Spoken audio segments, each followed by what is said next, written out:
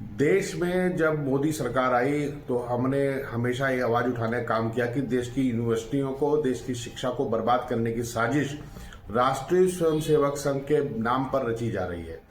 सबसे पहले आरएसएस के लोगों को तमाम यूनिवर्सिटी के वाइस चांसलर और बड़े बड़े पदों पर बैठाने का काम किया।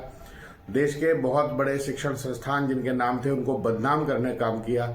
और ये सब किस लिए किया जा रहा था, आज सामने आ चुका है।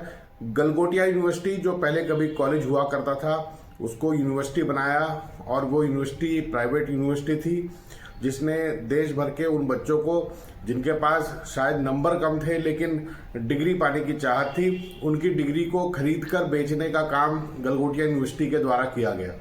आज गलगोटिया यूनिवर्सिटी का जो रूप सामने आया है वह इतना अधिक खतरनाक है कि हम पूरी दुनिया में राज करने वाले हमारे देश के युवा पीढ़ी के लोग जो अपनी शिक्षा और अपनी योग्यता के दम पर दुनिया के हर क्षेत्र पर राज करते थे, आज इस भारतीय जनता पार्टी की सरकार और उसने जो आरएसएस की सोच देश के यूनिवर्सिटी पर, देश के संस्थानों पर थोपने का काम किया, जिसने रिसर्च का काम कम करने का काम किया, आज उनका परिणाम सामने आए।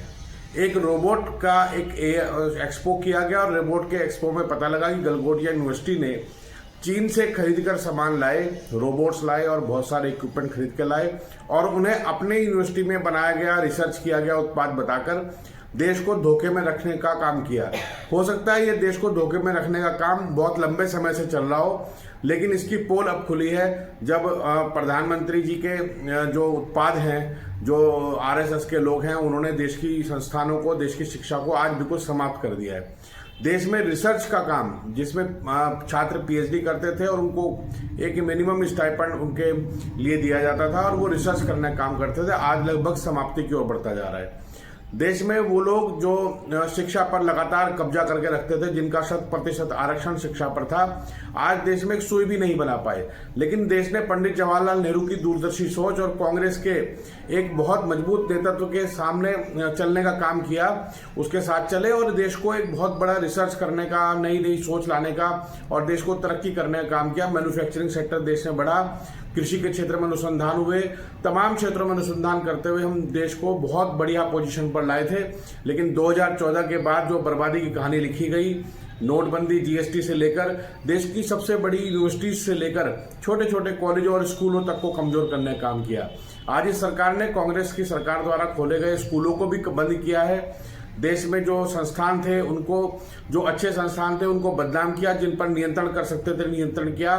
आज बड़ी बड़ी यूनिवर्सिटीज के अंदर एबीवीपी के गुंडे जिस तरीके से हर नैरेटिव को सेट करने में लगे हैं, भारतीय जनता पार्टी के गुलामों की एक बहुत बड़ी फौज बनाने में लगे हैं, हमें उन सब पर सवाल खड़ा करना चाहिए।